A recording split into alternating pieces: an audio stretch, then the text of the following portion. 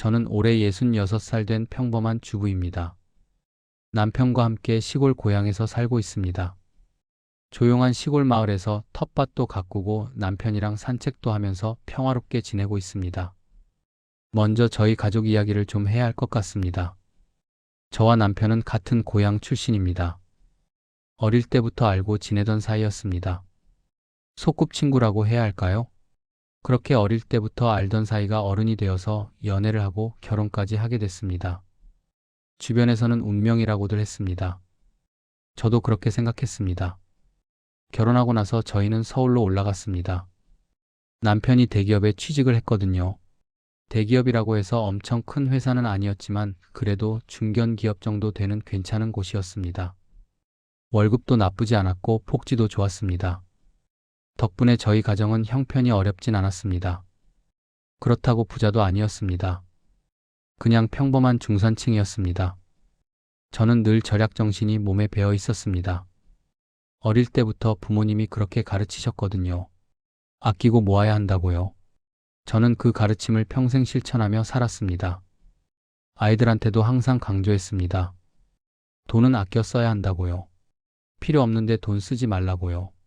저희는 아이를 둘 낳았습니다. 딸 하나, 아들 하나입니다.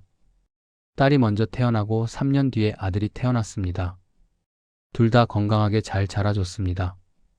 공부도 곧잘 했습니다. 저희 부부는 아이들 교육에 신경을 많이 썼습니다. 학원도 보내고 과외도 시키고요.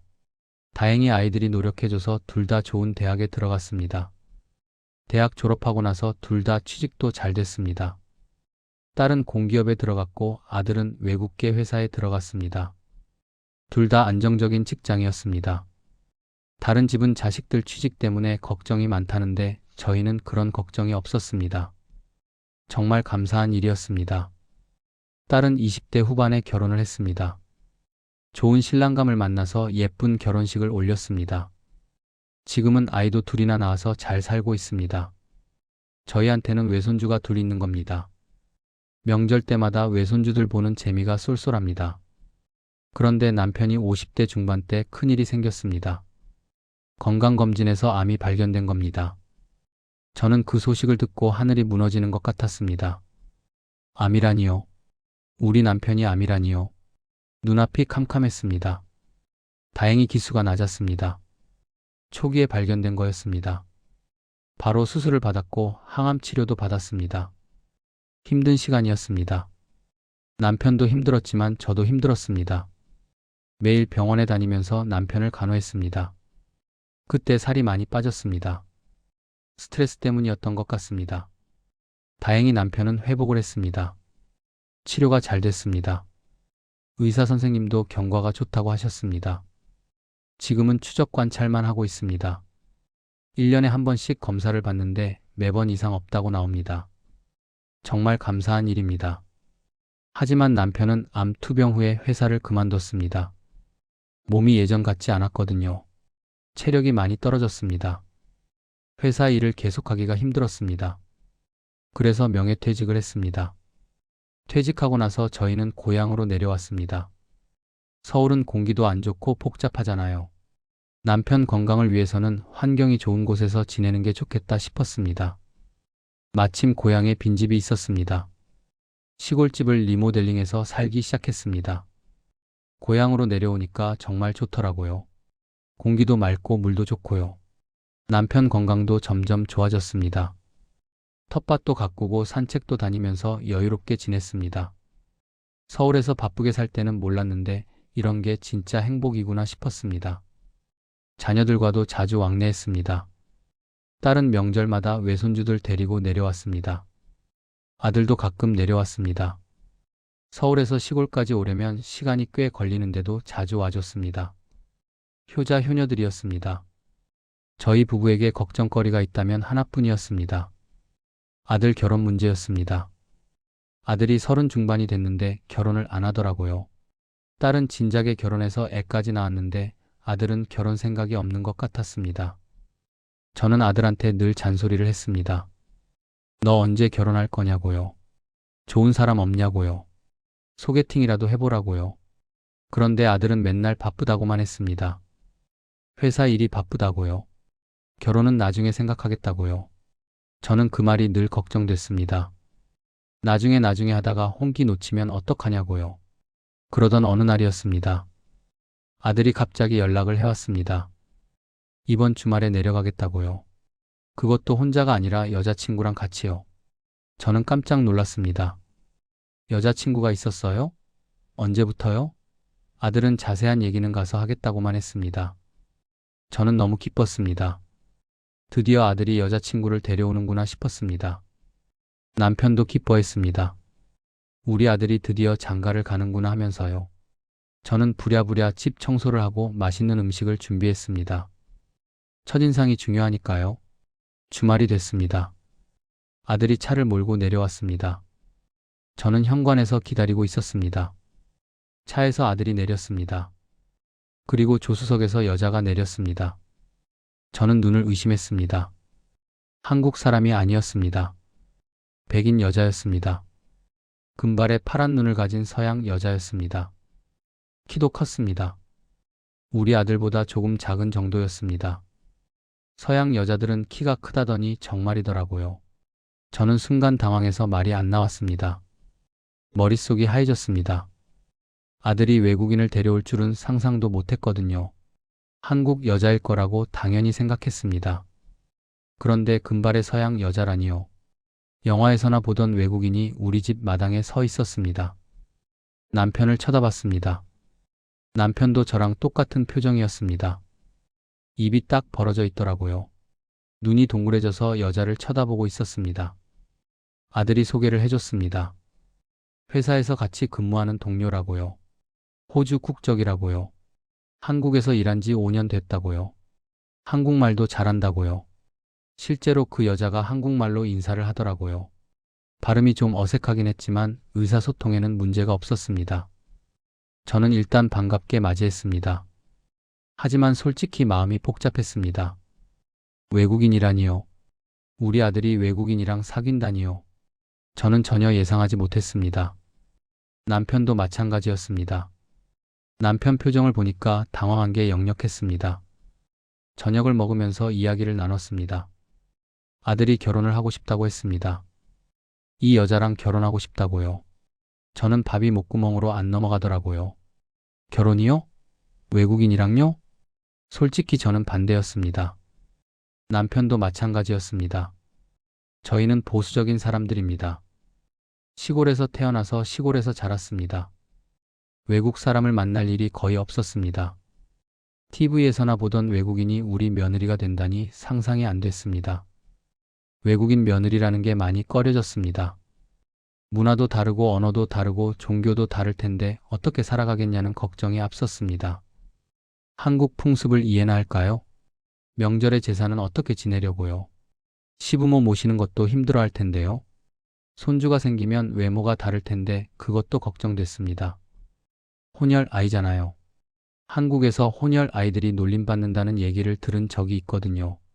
손주가 학교 다닐 때 친구들한테 놀림받으면 어떡합니까? 그리고 나중에 이혼하면 어떡합니까? 외국인이랑 결혼하면 이혼율이 높다는 통계를 본 적이 있습니다. 문화 차이 때문에 갈등이 생겨서 헤어지는 경우가 많다고요. 우리 아들이 그렇게 되면 어떡합니까? 저는 아들한테 다시 생각해보라고 했습니다. 한국 여자도 많은데 굳이 외국인이랑 결혼해야 하냐고요. 서로 문화가 다르면 힘들다고요. 나중에 후회하면 어떡하냐고요. 좋은 한국 여자 소개시켜 줄 테니까 만나보라고요. 그런데 아들이 강경하게 나오더라고요. 이 여자 아니면 절대 결혼하지 않겠다고요. 평생 혼자 살겠다고요. 부모님이 반대하시면 연락 끊고 살겠다고요. 저는 그 말에 가슴이 철렁했습니다. 아들이 저렇게까지 말하는 걸 처음 봤거든요. 며칠 동안 고민했습니다. 남편이랑 밤새 이야기를 나눴습니다. 우리가 반대한다고 아들이 마음을 바꿀까요? 아마 안 바꿀 겁니다. 그러면 정말로 연락 끊고 살지도 모릅니다. 그건 저희가 원하는 게 아니었습니다. 결국 저희는 결혼을 허락했습니다. 아들의 인생을 저희가 좌지우지할 수 없다는 걸 인정했습니다. 아들이 행복하다면 저희도 응원해주자고 마음먹었습니다. 결혼 준비를 했습니다. 사도는 호주에 계셨습니다. 너무 멀어서 직접 뵙지는 못했습니다. 상견례도 하지 못했습니다. 화상통화로 인사만 나눴습니다. 처음에는 섭섭했는데 그쪽 문화가 그렇다고 하더라고요. 부모가 자녀 결혼에 크게 관여하지 않는다고요. 문화가 다르니까 이해하려고 했습니다. 결혼식은 간소하게 했습니다. 양가 가족이랑 가까운 친구들만 초대했습니다. 며느리가 웨딩드레스 입은 모습을 보니까 예쁘더라고요. 키도 크고 몸매도 좋았습니다. 아들 옆에 서 있으니까 잘 어울렸습니다. 결혼하고 나서 아들과 며느리는 서울에서 살았습니다. 둘 다 직장이 서울에 있으니까요. 저희는 시골에서 살고 있으니 자주 보지는 못했습니다. 한 달에 한 번 정도 전화 통화를 하고 명절 때 얼굴 보는 정도였습니다. 걱정을 많이 했는데 다행히 둘은 잘 사는 것 같았습니다. 전화 통화할 때마다 목소리가 밝았습니다. 싸웠다는 얘기도 없었습니다. 알콩달콩 잘 사는 듯 보였습니다. 자주 찾아오거나 살갑게 인사하진 않았지만 요즘 젊은 애들 다 그렇겠거니 하고 이해했습니다. 옛날 같으면 명절에 며느리가 음식 장만하고 시부모 모시고 그랬는데 요즘은 그런 거 안 하잖아요. 시대가 바뀌었으니까요. 결혼한 지 1년쯤 됐을 때 반가운 소식이 들려왔습니다. 며느리가 임신을 한 겁니다. 저는 너무 기뻤습니다. 드디어 손자를 보게 되는구나 싶었습니다. 외손주는 있었지만 친손주는 처음이었으니까요. 남편도 좋아서 어쩔 줄 몰라 하더라고요.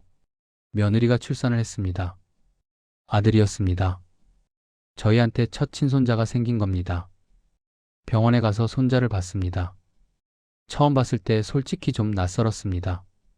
외모가 아무래도 한국인 느낌보다는 외국인 느낌이 더 많이 났거든요. 눈 색깔도 갈색이고 머리카락도 갈색이었습니다. 코도 오뚝하고요. 그래도 내 아들의 핏줄이잖아요. 보면 볼수록 예뻤습니다. 사랑스러웠습니다. 저는 손자를 안고 눈물을 흘렸습니다. 남편도 울었습니다. 이렇게 예쁜 손자를 보게 되다니 감사했습니다.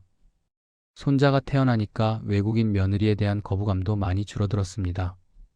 이 아이의 엄마니까요. 우리 손자를 낳아준 사람이니까요. 그렇게 저희 가족은 행복하게 지내고 있었습니다. 아들 부부는 손자 잘 키우면서 살고 있었고 저희 부부는 시골에서 평화롭게 살고 있었습니다. 가끔 손자 보러 서울에 올라가면 손자가 저희를 보고 방긋방긋 웃었습니다. 그 웃음이 너무 예뻤습니다. 그런데 어느 날 청천벽력 같은 소식이 들려왔습니다. 아들이 교통사고를 당한 겁니다. 출근하다가 사고가 났다고요. 병원으로 급히 이송됐지만 결국 숨을 거뒀습니다. 즉사였습니다. 저는 그 전화를 받고 정신을 잃었습니다. 눈앞이 캄캄해지면서 쓰러졌습니다. 남편이 저를 부축해서 일으켰습니다. 남편도 얼굴이 하얘져 있었습니다. 우리 아들이 죽었다니요. 믿기지 않았습니다. 거짓말 같았습니다. 장례식장으로 갔습니다. 아들이 누워 있었습니다. 차갑게 식어 있었습니다. 저는 아들 얼굴을 보고 오열했습니다. 아들아 아들아 하면서 울부짖었습니다. 이게 무슨 일이냐고요? 왜 부모보다 먼저 가냐고요? 제가 대신 죽을 수 있다면 대신 죽고 싶었습니다. 남편도 아들 손을 잡고 울었습니다. 평생 강한 모습만 보여주던 남편이었는데 그날은 펑펑 울더라고요. 아들아 미안하다면서요. 아버지가 더 잘해줄 걸 그랬다면서요. 그 모습을 보니까 저도 더 슬퍼지더라고요. 모든 가족이 장례식장에 모였습니다. 딸도 왔습니다. 딸도 오빠를 잃고 펑펑 울었습니다. 오빠 오빠 하면서 관 앞에서 주저앉아 울었습니다. 딸이 그렇게 우는 걸 처음 봤습니다. 외손주들도 왔는데 분위기가 무서웠는지 엄마한테 안겨서 울었습니다. 며느리는 넋이 나가 있었습니다. 아무 말도 하지 않았습니다. 그냥 멍하니 앉아 있었습니다. 눈에 초점이 없더라고요. 사람들이 말을 걸어도 대답을 못 하더라고요. 마치 인형 같았습니다. 그러다가 갑자기 쓰러지기도 했습니다. 몇 번을 기절했습니다. 의사가 와서 링거를 놔줬습니다. 충격이 너무 컸던 겁니다. 젊은 나이에 남편을 잃었으니 오죽하겠습니까? 손자는 아직 2살이었습니다. 아무것도 모르더라고요. 아빠가 죽은 것도 모르고 아장아장 걸어다니면서 조문객들한테 애교를 떨었습니다. 안녕 안녕 하면서 손을 흔들었습니다. 조문객들이 손자를 보고 눈물을 훔쳤습니다. 저도 손자를 보니까 더 눈물이 났습니다. 이 아이는 이제 아빠 없이 커야 하는구나 싶었습니다. 아빠 얼굴도 기억 못하겠구나 싶었습니다. 장례를 치르고 나서도 한동안 정신이 없었습니다. 저는 매일 울었습니다. 밥도 못 먹고 잠도 못 잤습니다. 아들 방에 들어가면 아들 물건들이 있었습니다. 아들이 입던 옷이랑 아들이 쓰던 책상이랑 아들이 읽던 책들이요. 그걸 보면 눈물이 났습니다. 남편도 마찬가지였습니다. 남편은 말수가 줄었습니다.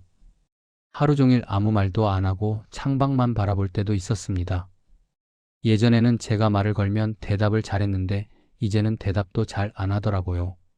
밥을 줘도 잘 안 먹고요. 아들을 잃은 충격이 너무 컸던 겁니다. 저희 부부는 암에 걸렸을 때보다 더 힘들었습니다. 암은 치료가 되잖아요. 그런데 죽은 사람은 안 돌아오잖아요. 아무리 울어도 아들은 돌아오지 않았습니다. 그게 너무 슬펐습니다. 딸이 걱정이 되어서 자주 내려왔습니다. 부모님 건강이 걱정된다면서요. 맛있는 거 해드리겠다면서 음식도 해주고요. 딸 덕분에 조금씩 밥을 먹기 시작했습니다. 살아야 한다고 딸이 그러더라고요. 손자가 있잖아요. 손자를 위해서라도 살아야 한다고요. 며느리도 상태가 안 좋아졌습니다. 충격으로 건강이 나빠졌습니다. 우울증도 왔다고 합니다. 병원에 다니면서 약도 먹고 상담도 받았다고요. 다니던 회사도 그만뒀습니다. 출근할 수 있는 상태가 아니었거든요. 몸도 마음도 다 망가진 거죠. 혼자서 손자를 돌보기도 힘들었습니다. 밥 해주고 씻기고 어린이집 데려다주고 데려오고 하는 게 혼자서는 버거웠던 겁니다. 본인도 힘든데 아이까지 돌봐야 하니까요. 딸이 며느리 상태가 걱정된다고 연락을 해왔습니다. 새언니가 너무 힘들어 보인다고요. 혼자 아이 키우기가 힘든 것 같다고요. 부모님 집에서 같이 살면 어떻겠냐고 제안하더라고요. 저도 그 생각을 하고 있었습니다. 며느리 혼자 서울에서 아이 키우는 게 걱정됐거든요. 외국인이라 의지할 데도 없잖아요. 친정 부모님은 호주에 계시니까 도움받기도 어렵고요. 결국 며느리한테 연락했습니다. 시골에서 같이 살자고요. 저희가 손자 봐줄 테니까 내려오라고요. 힘들 때 혼자 있으면 안 된다고요. 며느리가 울면서 고맙다고 하더라고요. 그렇게 며느리가 손자를 데리고 저희 집에서 함께 살게 됐습니다. 처음에는 어색했습니다. 며느리랑 같이 산 적이 없으니까요. 문화도 다르고 생활 습관도 다르니까 적응하는 데 시간이 걸렸습니다. 그래도 손자가 있으니까 집안이 활기가 생겼습니다. 손자가 아빠하면서 부르면 가슴이 아팠지만 그래도 손자를 보면 힘이 났습니다. 아들이 남긴 유일한 핏줄이니까요. 잘 키워야겠다고 다짐했습니다. 저희 부부는 손자를 보며 매일 아들 생각이 났습니다. 손자가 웃을 때마다 아들 어릴 때 모습이 떠올랐습니다. 눈물이 나오려고 하면 꾹 참았습니다. 남은 며느리와 손자를 생각해서라도 저희가 굳건히 버텨야 한다고 몇 번이고 다짐했습니다. 며느리도 처음에는 많이 힘들어했습니다. 밤마다 울었습니다. 밥도 잘 안 먹었습니다. 하지만 시간이 지나면서 조금씩 기운을 차리더라고요. 손자를 위해서라도 살아야 한다면서요. 저는 그런 며느리가 대견했습니다. 그런데 어느 날부터 이상한 일이 생기기 시작했습니다. 며느리와 남편이 뭔가 수상했습니다. 둘이 자꾸 뭔가를 속삭이더라고요. 제가 다가가면 말을 뚝 끊었습니다. 처음에는 대수롭지 않게 넘겼습니다. 무슨 얘기를 하나 보다 하고요. 그런데 점점 횟수가 잦아졌습니다. 제가 없을 때 둘이서 뭔가 이야기를 나누는 것 같았습니다. 어느 날은 손자와 산책을 나갔다 온 적이 있었습니다. 집에 들어오니까 며느리와 남편이 방 안에서 속삭이는 소리가 들리더라고요. 저는 무심코 귀를 기울였습니다. 며느리가 말하더라고요. 어머님께는 비밀이어야 해요. 꼭 비밀이에요. 라고요. 남편이 대답했습니다. 걱정하지 마라 라면서 다독이더라고요. 저는 순간 심장이 철렁했습니다. 비밀이라니요. 무슨 비밀이요? 왜 저한테 비밀로 해야 하는 거죠? 문을 열어봤습니다. 며느리와 남편이 저를 보더니 당황한 표정을 지었습니다. 그러더니 금방 아무렇지 않은 척 하더라고요. 딴청을 부렸습니다. 무슨 얘기하고 있었냐고 물었더니 별거 아니라고 얼버무렸습니다. 저는 찜찜했지만 그냥 넘어갔습니다. 설마 무슨 일이 있겠어 싶었거든요. 의심을 하고 싶지 않았습니다. 그런데 그 후로도 비슷한 일이 계속됐습니다. 며느리와 남편이 단둘이 외출을 하는 일도 있었습니다. 볼 일이 있다면서 같이 나가더라고요. 저는 집에서 손자를 보고 있었습니다. 몇 시간이나 있다가 들어왔습니다. 또 어떤 날은 며느리가 어딘가에 전화를 걸다가 제가 오니까 황급히 끊기도 했습니다. 표정이 당황한 게 역력했습니다. 누구랑 통화했냐고 물었더니 친구라고 하더라고요. 그런데 뭔가 이상했습니다. 며느리와 남편이 뭔가 숨기고 있다는 느낌이 점점 강해졌습니다. 둘이 자꾸 속삭이면서 의논하는 것 같았습니다. 저만 빼놓고요. 저는 점점 의심이 커졌습니다. 도대체 뭘 숨기는 걸까요? 왜 저한테만 비밀로 하는 걸까요? 저만 빼놓고 둘이서 뭔가를 하는 게 분명했습니다. 그러다가 어느 순간 끔찍한 생각이 들었습니다. 설마 남편과 며느리가 외도 관계인가 하는 생각이요. 저도 그런 생각이 들었다는 게 믿기지 않았습니다. 말도 안 되는 소리잖아요. 남편이 며느리랑요. 아들의 아내랑요. 그것도 아들이 죽은 지 얼마 안 됐는데요. 하지만 한번 그런 생각이 드니까 떨쳐버릴 수가 없었습니다. 옛날에 TV에서 본 막장 드라마가 생각났습니다. 시아버지랑 며느리가 바람을 피우는 내용이었습니다. 그때는 말도 안 되는 드라마라고 생각했는데 우리 집에서 그런 일이 벌어지고 있는 건 아닌가 하는 생각이 들었습니다. 아니라고 믿고 싶었습니다. 절대 아닐 거라고요. 남편이 그럴 리가 없다고요. 40년 넘게 같이 산 남편입니다. 제가 남편을 모르겠습니까? 남편은 성실하고 착한 사람입니다. 바람기 같은 건 없는 사람입니다. 며느리도 그럴 리가 없다고요. 며느리는 우리 아들을 사랑했습니다. 아들이 죽고 나서 며칠 동안 밥도 못 먹고 울었습니다. 그런 며느리가 시아버지랑 그런 관계가 됐을 리가 없습니다. 그런데 의심이 한번 생기니까 자꾸만 수상한 점이 눈에 들어왔습니다. 제가 예민해진 건지 아니면 진짜 수상한 건지 모르겠더라고요. 며느리가 남편한테 유난히 친절하게 구는 것 같았습니다. 아버님 아버님 하면서 살갑게 굴었습니다. 남편도 며느리한테 자상하게 대해줬습니다. 아픈데 없냐고 뭐 필요한 거 없냐고요. 그게 보통 시아버지와 며느리 사이 같지 않았습니다. 저는 밤마다 잠을 이루지 못했습니다. 혹시 진짜 둘이 그런 사이인 건 아닐까요? 아들이 죽고 나서 둘이 가까워진 건 아닐까요? 생각하기도 싫었지만 자꾸 그런 생각이 들었습니다. 그러던 어느 날이었습니다. 아침에 손자를 어린이집에 데려다 줬습니다. 집에 돌아오는 길에 뭔가 불안한 예감이 들었습니다. 집에 도착해서 현관문을 열려고 하는데 안에서 소리가 들렸습니다. 며느리 목소리였습니다. 어머니가 알면 어쩌죠? 라고 말하더라고요. 남편이 대답했습니다. 알아도 어쩔 수 없지라고요. 며느리가 또 말했습니다. 엄청 노발대발 하시는 거 아니에요? 라고요. 남편이 대답했습니다. 그렇긴 하겠지만 어쩌겠니? 라고요. 저는 그 대화를 듣고 머리가 하얘졌습니다. 이게 무슨 소리예요? 제가 알면 노발대발한다고요. 뭘 알면요? 뭘 숨기고 있는 거예요? 저는 참을 수가 없었습니다. 벌컥 문을 열고 들어갔습니다. 며느리와 남편이 거실에 앉아 있었습니다. 제가 들어오니까 둘 다 깜짝 놀란 표정을 지었습니다. 저는 화가 머리끝까지 났습니다. 목소리가 떨렸습니다. 대체 나 몰래 무슨 일들을 꾸미고 있는 거냐고 소리쳤습니다.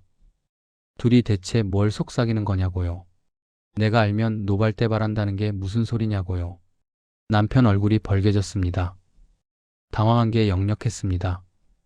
말을 더듬거리면서 변명하기 시작했습니다. 그게 아니라 상의할 게 있어서 그랬다고요. 그런데 말을 제대로 못하더라고요. 며느리도 당황한 표정이었습니다. 저는 오늘 단판을 짓자고 했습니다. 더 이상 숨기지 말고 다 얘기하라고요. 뭘 그렇게 숨기는 거냐고요. 둘이 대체 무슨 사이냐고요. 무슨 관계냐고요. 저는 목소리가 떨렸습니다. 화가 나기도 했고 무섭기도 했습니다. 만약 제가 생각하는 게 맞으면 어떡하나 하는 두려움도 있었습니다. 저는 소파에 앉았습니다. 남편과 며느리도 맞은편에 앉았습니다. 분위기가 무거웠습니다. 한동안 침묵이 흘렀습니다. 며느리가 먼저 입을 열었습니다. 어렵게 말을 꺼내더라고요. 목소리가 떨렸습니다. 며느리가 말했습니다. 사실은 아들의 이름으로 남긴 재산을 전부 자선재단에 기부하고 싶다고요. 저는 귀를 의심했습니다. 뭐라고요? 기부요? 아들 재산을요? 며느리가 계속 말했습니다. 아들은 생전에 늘 입버릇처럼 말했다고요. 죽고 나면 장기기증을 하고 싶다고요. 남을 돕는 일을 하고 싶다고요. 그런데 교통사고로 갑자기 세상을 떠나는 바람에 장기기증은 하지 못했다고요. 며느리가 말을 이었습니다. 아들은 봉사에 관심이 많았다고요. 주말마다 봉사활동을 갔다고요. 어린이들을 돌보는 봉사도 자주 갔다고요. 남을 돕는 걸 좋아하는 사람이었다고요. 그래서 아들이 남긴 재산을 기부하려고 했다고요. 아들의 뜻을 이어받아서 어려운 사람들을 돕고 싶었다고요. 그게 아들을 기리는 방법이라고 생각했다고요. 그런데 저한테 말하기가 어려웠다고 합니다.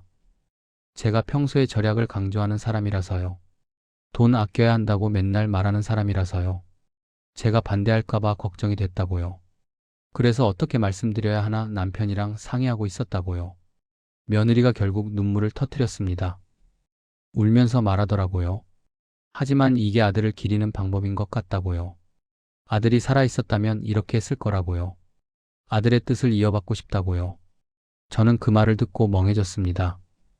기부라니요? 아들 재산을 기부하려고 한 거라니요? 저는 그게 아니라 다른 걸 상상하고 있었습니다. 정말 부끄러웠습니다. 남편과 며느리가 무슨 사이인 줄 알고 의심했던 제 자신이 너무 부끄러웠습니다. 사실 아들이 남긴 재산은 적은 금액이 아니었습니다. 억대였습니다. 아들이 열심히 일해서 모은 돈이었습니다. 월급을 아껴서 저축한 돈도 있었고 보험금도 있었습니다. 다 합치면 상당한 금액이었습니다. 그 돈을 전부 기부한다니 솔직히 아깝다는 생각이 들기도 했습니다. 저는 평생 절약하면서 살았거든요. 돈은 아껴야 한다는 게 제 신조였습니다. 그 많은 돈을 그냥 기부한다니 처음에는 선뜻 받아들이기 어려웠습니다. 손자한테 물려줄 수도 있잖아요. 손자가 크면 대학도 가야 하고 결혼도 해야 하는데 그때 돈이 필요하잖아요. 그런 생각이 들었습니다. 하지만 며느리 말을 들으니까 마음이 바뀌더라고요. 아들이 그런 사람이었구나 싶었습니다.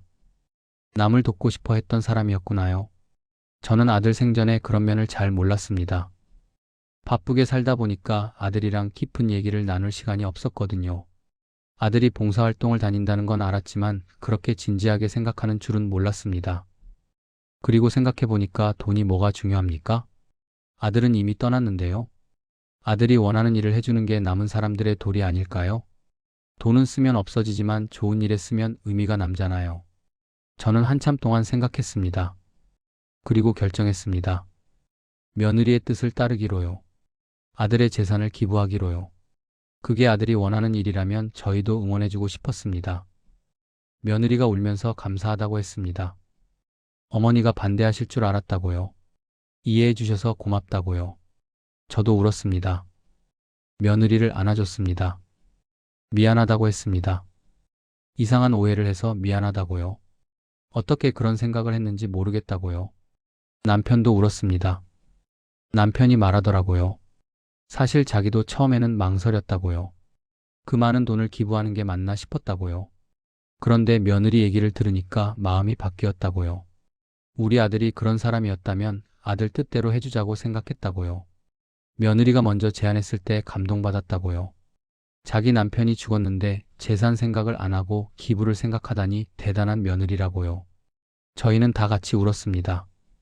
아들 생각이 나서요. 우리 아들이 그렇게 좋은 사람이었구나 싶었습니다. 그런 아들을 키워서 자랑스럽기도 했습니다. 그리고 그런 아들을 사랑해준 며느리한테도 고마웠습니다. 며칠 후에 저희는 기부 절차를 밟았습니다. 아들 이름으로 된 재산을 정리했습니다. 변호사랑 상담도 하고 세무사랑 상담도 했습니다. 여러 곳에 나눠서 기부했습니다. 아동복지시설에도 기부하고 장애인 단체에도 기부하고 의료 관련 재단에도 기부했습니다. 암연구재단에도 기부했습니다. 아버지가 암에 걸렸었으니까 암 환자들을 돕고 싶다고 며느리가 그러더라고요. 아들이 관심 있어 했던 분야들이었습니다. 기부를 받은 곳에서 감사 인사를 해왔습니다. 좋은 일에 쓰겠다고요. 기부를 하고 나니까 마음이 홀가분해지더라고요. 돈이 아깝다는 생각은 안 들었습니다. 오히려 뿌듯했습니다. 아들의 뜻을 이어받은 것 같아서요. 아들이 하늘에서 보고 있다면 기뻐할 것 같았습니다.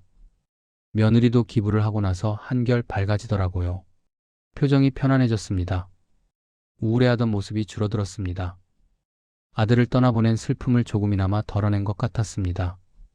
지금 저희는 며느리와 함께 살고 있습니다. 손자를 같이 키우고 있습니다. 손자가 이제 4살이 됐습니다. 어린이집도 다니고 말도 곧잘합니다. 할머니, 할아버지 하면서 저희한테 재롱을 떱니다. 그 모습이 너무 예쁩니다. 손자는 아빠 얼굴을 기억 못합니다. 너무 어릴 때 아빠가 떠났으니까요. 그래서 저희가 자주 아빠 사진을 보여줍니다. 이게 내 아빠야 하면서요. 손자가 사진을 보면서 아빠 하면 가슴이 아프기도 하고 뭉클하기도 합니다. 며느리도 이제 많이 안정이 됐습니다. 처음 왔을 때는 정말 힘들어 보였거든요. 밤마다 울고 밥도 제대로 못 먹고요. 그런데 시간이 지나면서 조금씩 회복이 됐습니다. 집 근처에서 파트타임 일을 구했습니다. 영어 학원에서 강사로 일하고 있습니다. 원어민 강사니까 인기가 좋다고 하더라고요. 일하면서 마음을 다잡고 있는 것 같습니다. 며느리는 한국 생활에도 이제 많이 적응했습니다. 한국말도 처음보다 훨씬 잘합니다. 김치도 잘 먹고 된장찌개도 잘 먹습니다. 처음에는 한국 음식을 잘 못 먹었는데 이제는 오히려 좋아하더라고요. 가끔은 저한테 요리를 배우기도 합니다. 제가 만드는 반찬이 맛있다면서요. 언제까지 저희 집에서 함께 살지는 모르겠습니다. 며느리가 재혼을 할 수도 있고 다시 서울로 올라갈 수도 있겠죠. 아니면 호주로 돌아갈 수도 있고요. 그건 며느리 마음이니까요. 저희가 간섭할 일이 아닙니다. 다만 저희 부부의 목표는 하나입니다. 아들이 남긴 유일한 핏줄인 손자를 잘 보살피는 것입니다. 그리고 며느리가 힘들지 않게 도와주는 것입니다. 아들을 대신해서요. 아들이 못해준 것들을 저희가 해주고 싶습니다. 아들이 하늘에서 보고 있다면 그걸 바랄 것 같습니다. 저는 그때 일을 생각하면 아직도 얼굴이 화끈거립니다. 잠시나마 남편과 며느리를 의심했던 제 자신이 너무 부끄럽습니다. 어떻게 그런 생각을 했을까요? 지금 생각해도 어이가 없습니다. 40년 넘게 같이 산 남편을 의심하다니요. 아들을 잃고 힘들어하는 며느리를 의심하다니요. 저도 그때 정신이 없었나 봅니다. 아들을 잃은 충격에 제대로 판단을 못했던 것 같습니다. 그리고 외국인이라고 꺼렸던 제 마음도 반성합니다. 처음에 며느리가 외국인이라서 걱정을 많이 했거든요. 문화가 다르니까 안 맞을 거라고요. 그런데 지금 보니까 그게 중요한 게 아니더라고요. 사람이 중요한 거였습니다. 며느리는 정말 좋은 사람입니다. 우리 아들을 사랑했고 아들이 떠난 후에도 아들의 뜻을 이어받으려고 했습니다. 그런 며느리를 저는 자랑스럽게 생각합니다. 제 이야기는 여기까지입니다. 긴 이야기 들어주셔서 감사합니다. 혹시 저처럼 외국인 며느리를 둔 분이 계시다면 말씀드리고 싶습니다. 처음에는 걱정이 많으실 겁니다. 문화가 다르니까요. 말이 안 통할 수도 있고요. 음식 취향도 다르고 생활 습관도 다르고요. 하지만 시간이 지나면서 서로 이해하게 됩니다. 중요한 건 사람입니다. 며느리가 어떤 사람인지가 중요한 거지 어느 나라 사람인지는 중요하지 않습니다. 우리 며느리는 외국인이지만 정말 좋은 사람입니다. 우리 아들을 진심으로 사랑했고 아들이 떠난 후에도 아들의 뜻을 이어받으려고 했습니다. 그런 며느리를 저는 자랑스럽게 생각합니다. 그리고 가족 간의 오해가 생기면 빨리 풀어야 합니다. 저처럼 혼자 상상하고 의심하면 안 됩니다. 솔직하게 물어보고 대화해야 합니다. 그래야 오해가 눈덩이처럼 커지는 걸 막을 수 있습니다. 저는 그때 직접 물어봤어야 했는데 혼자 이상한 상상을 했습니다. 지금 생각해도 부끄럽습니다. 또 하나 말씀드리고 싶은 게 있습니다. 절약도 중요하지만 돈이 전부는 아닙니다. 저는 평생 절약을 강조하면서 살았습니다. 그게 틀린 건 아니지만 때로는 돈보다 중요한 가치가 있다는 걸 이번에 알았습니다. 아들의 재산을 기부한 건 돈을 버린 게 아니라 아들의 뜻을 이어받은 겁니다. 그게 더 가치 있는 일이었습니다. 긴 글 읽어주셔서 정말 감사드립니다. 여러분 가정에도 행복이 가득하시길 진심으로 바랍니다. 가족끼리 오해 없이 화목하게 지내시길 바랍니다. 감사합니다.